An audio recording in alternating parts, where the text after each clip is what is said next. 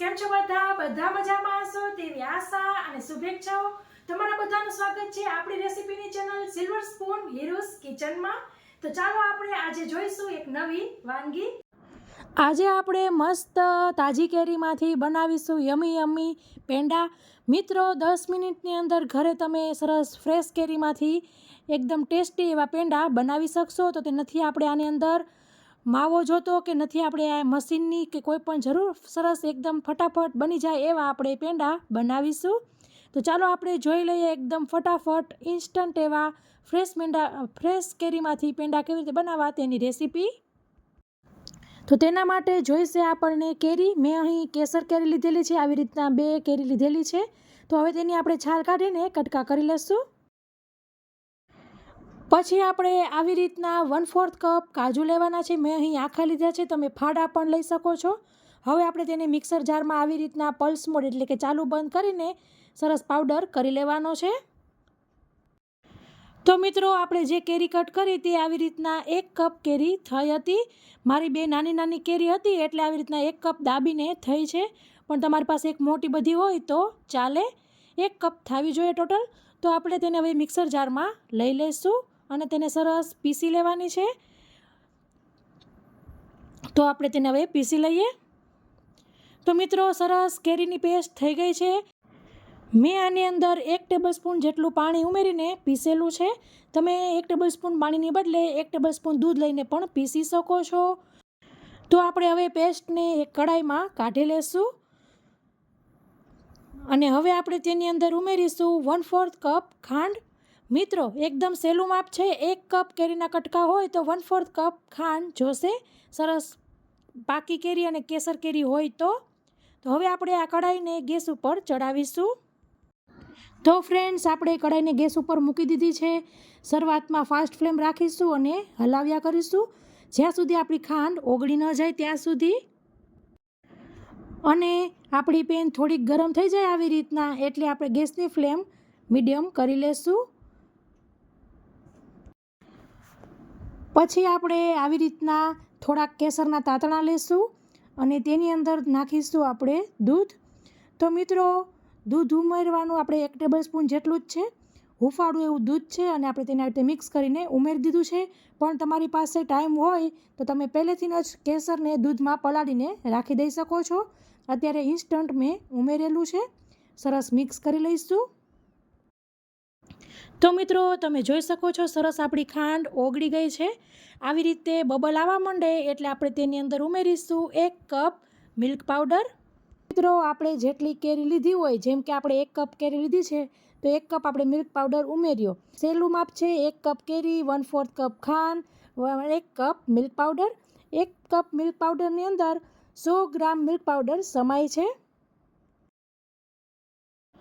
સાથે આપણે ઉમેરી દઈશું જે આપણે કાજુનો પાવડર કરીને રાખ્યો હતો તે। પણ મિત્રો તમારે કાજુનો પાવડર ન ઉમેરવો હોય તો તમે બીજા કોઈ પણ ડ્રાયફ્રૂટનો પાવડર ઉમેરી શકો છો, અથવા તો મિક્સ ડ્રાયફ્રૂટનો પાવડર અહીં ઉમેરી શકો છો, અથવા તો તમે કાજુના પાવડરની બદલે મિલ્ક પાવડર 1/4 કપ પાછો બીજો વધારાનો લઈ શકો છો। હવે આપણે બધું સરસ મિક્સ કરી લેશું। તો આપણે આવી રીતના પ્રેસ કરીને મિક્સ કરીશું એટલે ગાંઠા કે ગુઠલી જે આપણે કહીએ તે નહીં પડે। તો તમે જોઈ શકો છો એકદમ સરસ ઘટ મિક્સચર થવા આવ્યું છે। આવી રીતના આપણે કન્ટિન્યુ ચલાવતા રહેવાનું છે। આપણું જે આ મિક્સચર છે તે કડાઈ છોડી ન દે ત્યાં સુધી આપણે સરસ ઘટ ન થઈ જાય ત્યાં સુધી હલાવ્યા કરવાનું છે। થોડુંક ઘટ થાય એટલે આપણે 1/4 ટીસ્પૂન એલચી પાવડર ઉમેરીશું, 1 ચમચી આપણે ઘી ઉમેરીશું અને પાછું સરસ આપણે મિક્સ કરી લઈશું। આવું ઘટ થાય એટલે આપણે કન્ટિન્યુ હલાવ કરવાનું છે અને કિનારી ઉપરથી બધુંય સ્ક્રેપ કરતું રહેવાનું છે। તો મિત્રો આપણે આવી રીતે તમે બનાવશો પેંડા તો એ વાતનો ફાયદો રહેશે કે આપણે દૂધને ઉકાળવું નહીં પડે કે દૂધને બારીને તેનો માવો નહીં બનાવવો પડે। મિલ્ક પાવડર ઉમેરશો તો ફટાફટ 10 મિનિટની અંદર સરસ પેંડા બની જશે। તો તમે જોઈ શકો છો એકદમ એવું ઘટ હવે મિક્સચર થવા આવ્યું છે। હવે પાછી આપણે આવી રીતના 1 ચમચી એટલે કે 1 ટીસ્પૂન ઘી ઉમેરીશું અને સરસ મિક્સ કરીશું। તમે જોઈ શકો છો આપણે આવી રીતના હલાવીએ છીએ તો બધું ફેલાયેલું રહે છે અને આપણે હલાવતા હલાવતા આપણે તમે જોઈ શકો છો એકદમ આવી રીતના મિક્સચર ભેગું થઈ ગયું છે, એક સાથે થઈ ગયું છે. એટલે આપણે પાછી 1 ચમચી ઘી ઉમેરીશું. આપણે ટોટલ 3 ચમચી ઘી ઉમેરેલું છે અત્યાર સુધીમાં. અને હવે આપણે ગેસની ફ્લેમ બંધ કરી દઈશું. તમે જોઈ શકો છો સરસ શેપ પકડી લીધેલો છે અને એક સાથે કઢાઈને તેને છોડીને એક સાથે બધું તે આવી ગયું છે માવો. તો તેને આપણે હવે આવી રીતના એક ડીશની અંદર ઉમેરી દઈશું અને તેને આપણે આવી રીતના પ્લેટમાં ફેલાવી દઈશું. ખાસ પ્લેટમાં લેશો તો સારું પડશે, જલ્દી તમારો માવો ઠરી જશે.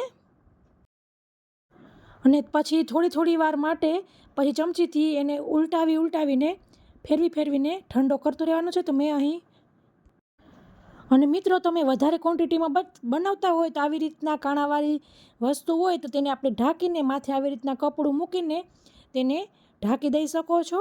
આવું કરવાથી તેની ઉપર જે પોપડી સુકાઈ જવાથી પોપડી બનતી હોય છે તે પોપડી નહીં બને. પણ આપણે થોડીક અત્યારે ક્વોન્ટિટીમાં બનાવી રહ્યા છીએ એટલે ચમચીથી ફેરવીને જલ્દી ઠંડુ થઈ જશે. પણ મોટી ક્વોન્ટિટીમાં હોય તો તેને ઠંડુ થતાં વાર લાગતી હોય છે.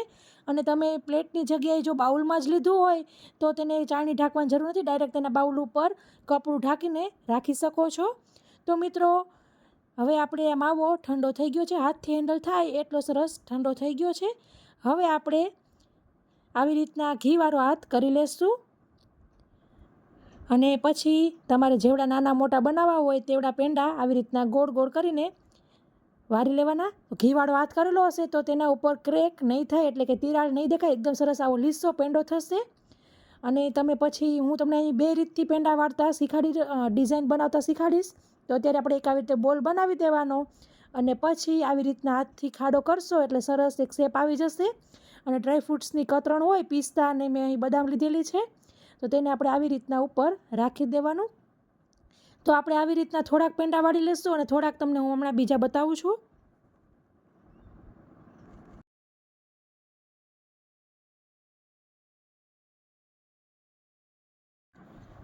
તો ફ્રેન્ડ્સ આવી રીતના નાના એવા સરસ પેંડા વાળી લીધેલા છે, ઉપર બદામ પિસ્તાની કતરણ લગાવીને કરેલા છે. અને બીજા મેં આવી રીતના મોટા 9 બનાવ્યા છે ને આ 6 જેટલા બનાવી લીધા છે. થોડીક મોટી સાઇઝના બોલ બનાવ્યા છે અને જે આપણું વિસ્કર હોય તેનાથી સરસ ડિઝાઇન પાડેલી છે. તમે જોઈ શકો છો કેટલી બ્યુટીફુલ લાગી રહી છે. તો આવી રીતના તેમાંથી ડિઝાઇન બની જશે અને ઉપરથી પાછા આપણે આવી રીતના ગાર્નિશ કરી લઈશું. તમે કોઈ પણ ડ્રાયફ્રૂટ્સથી ગાર્નિશ કરી શકો છો. તો આ તમને કઈ ડિઝાઇન વધારે સરસ લાગી, ખાડાવાળી કે વિસ્કરવાળી, તે મને જરૂરથી કહેજો. તો ફ્રેન્ડ્સ એકદમ તાજી કેરીથી એકદમ યમી, માત્ર 10 મિનિટની અંદર, નહીં દૂધ ગરમ કરવાનું, નહીં માવો બનાવવાનો, ફટાફટ બની જતી એવી સરસ આપણી આ રેસીપી છે તાજી કેરીના પેંડા. અને એકદમ તાજા માર્કેટના દુકાનને પણ ભૂલી જાવ એવા સરસ પેંડાની આ રેસીપી છે ફ્રેન્ડ્સ. આશા રાખું છું કે તમને મારી રેસીપી પસંદ આવી હશે. પસંદ આવી હોય તો લાઈક કરજો, તમારા ફ્રેન્ડ ઓર ફેમિલી સર્કલમાં શેર કરજો. તો આ રેસીપીમાં આટલું જ. ફરી મળીશું એક નવી રેસીપી સાથે. ત્યાં સુધી આવજો. થેન્ક યુ, બાય, જય શ્રી કૃષ્ણ.